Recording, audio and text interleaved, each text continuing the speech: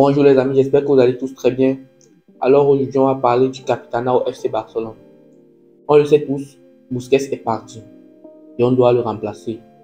Alors, reste jusqu'à la fin de la vidéo pour savoir qui est-ce que moi je préférerais pour succéder au poste de capitaine.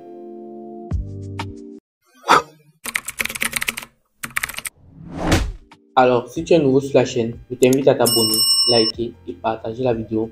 Ça permet de mieux référencer la chaîne. Il y a peu, le Barça a annoncé que Sergi Roberto sera le nouveau capitaine pour la saison prochaine. Ce qui fait que sur les 4 capitaines, il y a déjà le premier qui est Sergi Roberto. Il en manque 3. Au FC Barcelone, le capitaine est généralement le joueur le plus ancien de l'équipe et dans la plupart des cas, issu de la Masia. On l'a vu avec des Puyol, des Xavi, des Iniesta, des Messi, des Busquets et maintenant avec Sergi Roberto. Ces capitaines cités ci-dessus ont pris leurs responsabilités et ce capitana parce qu'ils étaient des leaders de vestiaire, des titulaires incontestables et qui prouvaient chaque week-end, chaque 3 jours en Liga, en Ligue des Champions, mais en Coupe du Roi.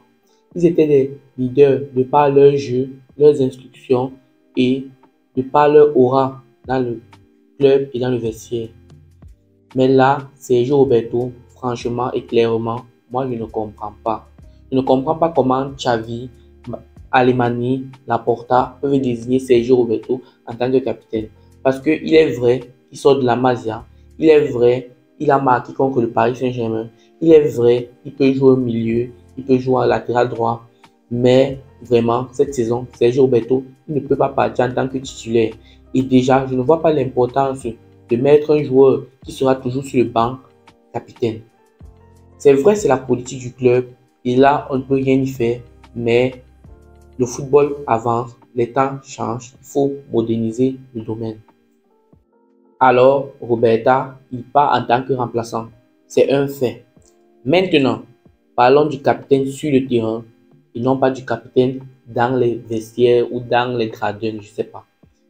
Et sur le terrain, j'ai quelques noms en tête qui peuvent occuper ce rôle, à savoir Araujo, Ter Stegen, Frenkie de Jong et Lewandowski. Ici, on a 4 noms pour 3 postes. Petite information, je ne mets pas Gundogan parce que, même s'il est vrai que c'est un leader incontesté et incontestable, que c'est un capitaine pur qui a su s'imposer de par son expérience à City et qui a mené City en finale de Champions League, au Barça, il est nouveau. Et comme j'ai dit plus tôt dans la vidéo, la politique du Barça, c'est que les joueurs les plus anciens et les plus charismatiques sont des capitaines. Lui, certes, il est charismatique, certes, il a l'aura pour gérer de grands joueurs et de grands vestiaires, mais l'ancienneté lui fait défaut. Donc, c'est ça. Alors, pourquoi est-ce que j'ai retenu ces 4-là? Parce que, à l'Euro, on l'a vu cette saison, et on le voit depuis qu'il s'est installé dans cette charnière, il est décisif. Il est toujours là à sauver les ballons sur la ligne. Il parle à ses coéquipiers. Et lorsque je le vois, sa façon de faire, il me rappelle Puyol. De plus, il est solide. Il a déjà 5 ans au club. C'est déjà un argument valable pour prétendre au poste de capitaine. Et en plus, dans la communauté Barça, beaucoup de gens veulent le voir capitaine. Le second, Ter Stegen, taulier du club, qui réalise une grande saison en Liga cette année. Mais le problème, c'est qu'il n'a pas une aura. Il n'a pas une grande aura sur Ter Stegen.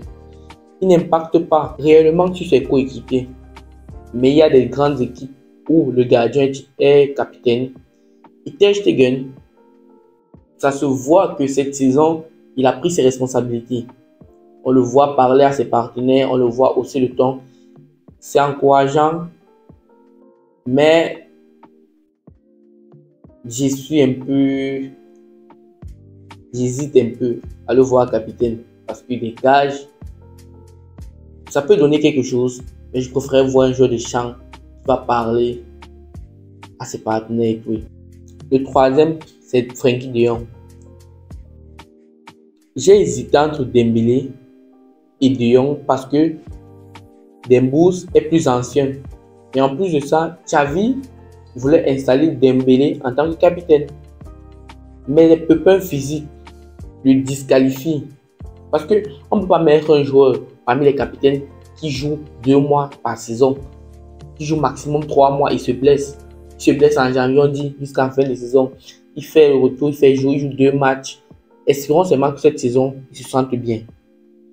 De plus, Frenkie de Jong est un cadre du Barça actuellement et de la sélection néerlandaise. Et cette saison, il a prouvé qu'il était digne et qu'il avait les épaules assez larges pour porter ce brassard de capitaine. Enfin, on a Lewandowski, le capitaine de la Pologne et leader offensif du Barça cette saison, est très généreux dans les efforts, ce qui fait plaisir parce que de voir un joueur de 34 ans, 33 ans je crois, généreux dans les efforts, qui parle à ses coéquipiers, qui donne des conseils, on l'a vu à maintes reprises donner des conseils à Ansu Fati, à Dembélé, même à Ferran Torres, même comme le boy là. Il donne les conseils, fatigué, il tape toujours le ballon au-dessus de la barre avec ça. On doit le vendre. Maintenant, c'est le moment de donner ma liste et mes choix pour le capitanat. Bon, pour mon choix, j'ai décidé de miser sur la durée au club, le rendement des joueurs et l'aura, c'est-à-dire l'impact sur leurs coéquipiers. Donc, logiquement, en second capitaine, je mettrai Ter Stegen. En troisième, je mettrai Araujo. Et en quatrième, je mettrai Frenkie de Jong. Désolé pour Robert Lewandowski. Je pense, à mon avis, qu'au Barça, il a encore maximum 2 saisons en tant que titulaire et l'ancienneté fait défaut. Parce que c'est vrai qu'il occupe une grosse place dans le club actuellement, mais ça fait juste une saison qu'il est là. Il ne connaît pas encore tous les rouages et tous les astuces du club. Vous voyez, il ne connaît pas encore tout le monde au club. Il doit encore s'acclimater. Peut-être la saison prochaine, on pourra le compter en tant que capitaine parce qu'il aura à peu près, on va dire, roulé sa bourse au club. C'est tout pour la vidéo. Je vous remercie pour le soutien et à samedi pour la suite. Ciao.